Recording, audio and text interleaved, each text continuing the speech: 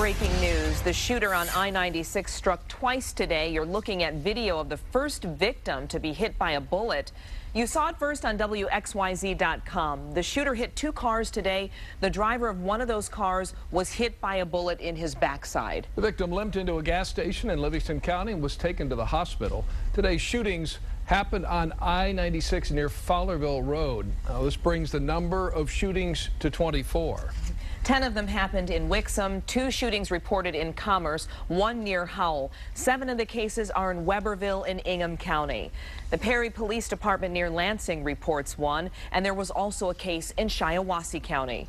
7 Action News reporter Smitha Clokey is live along I-96. And Smitha, what are sheriff's deputies saying about today's incidents?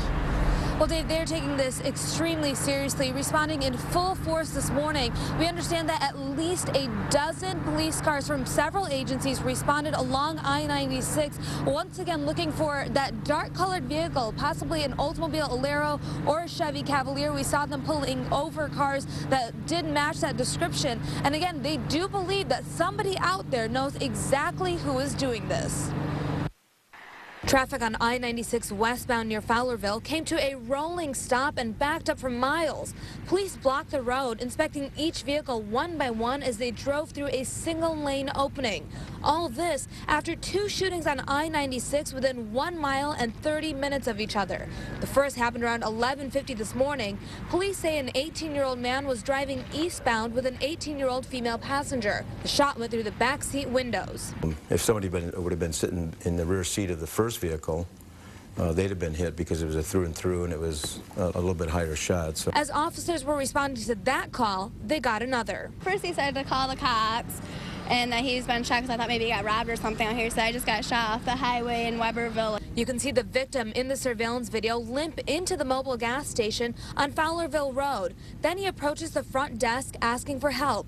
Like the other car, this Nissan Murano was going eastbound towards Detroit. The bullet went through the driver's door, through his wallet, and lodged into the 47-year-old driver's buttocks. He was mostly not wanting to miss his Tigers game tonight, so he was very like, I'm going to the Tigers game, so hopefully he'll be able to make it to the Tigers game tonight. The victim, who is from Delton, which is south of Grand Rapids, was taken to a nearby hospital for treatment. It marks the 24th shooting along the I-96 corridor this month.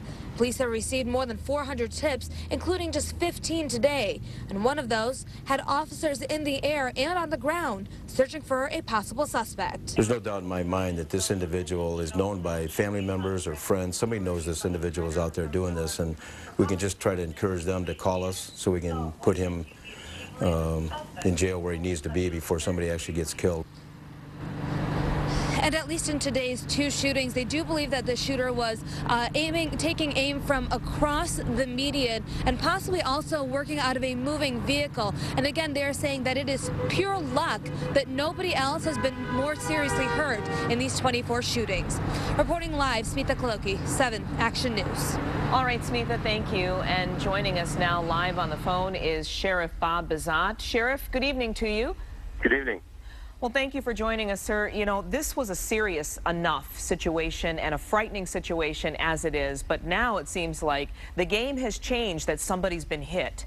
Yeah, this is our worst fear. I mean, we 22 incidents, we knew that if this continued, that this was a likelihood that somebody was eventually going to get hit. It happened today, and we're fortunate that it wasn't a fatal wound, but our victim's going to be okay. But this is our worst fear, and we're now encouraging those that may know this subject to call us. Please call us before this individual kills somebody, because this has got to stop. And Sheriff, based on the forensics evidence up to this point in time, we believe this is one individual or a group of individuals, one weapon involved in these shootings so far, correct? That's correct. We're still looking for a dark-colored blue, green, or black Cavalier. We've got a composite out there that's very distinctive, came from a good witness. So if people see the composite and they think that this individual even comes close to the composite, please call us with information, names, location of where he lives, plate numbers, whatever, so we can close this out before somebody gets hurt seriously. And sir, it's still tough for you to tell how it's happening and how the shooting is going about. I mean, is he driving? Is he standing in some brush? Is that still hard to determine? It is hard to determine, and we won't know exactly what's going on until we do catch this individual. But our best information, based on evidence so far, witness statements, is that this individual is mobile. But we won't know 100% until we actually close the case. This is the third freeway shooting that we've had now, all in Livingston County. Everything else has been on side roads. So it's not just 96 that's getting hit. There's side roads, Grand River, Wixom, I think there's Commerce was all on side roads. So everybody that's out there and listening to this report, they need to be vigilant and observant. And if they see anything suspicious, call your local police department. And we still have the 1-800-SPEAK-UP. If people want to remain anonymous, they can call 1-800-SPEAK-UP and leave the information there. And as far as motivation, who knows at this point? Again, probably until this individual is apprehended, we aren't going to know what could possibly drive someone to engage in this. You're exactly right. It's mind-boggling why anybody would do this. It's a wide range of speculation that we've come up with, but something drastic maybe happened in their life, something bad, lost a job or whatever it is, but it's not worth taking another person's life for. If worst case scenario, if it stopped right now, nobody else got injured, nobody got killed, that's the best case scenario for us. But we certainly want to catch this individual and bring him before the justice system before somebody gets killed. All right, Sheriff, thank you so much for joining us. Livingston County Sheriff Bob Bazat. We will stay vigilant, and we appreciate your time, sir.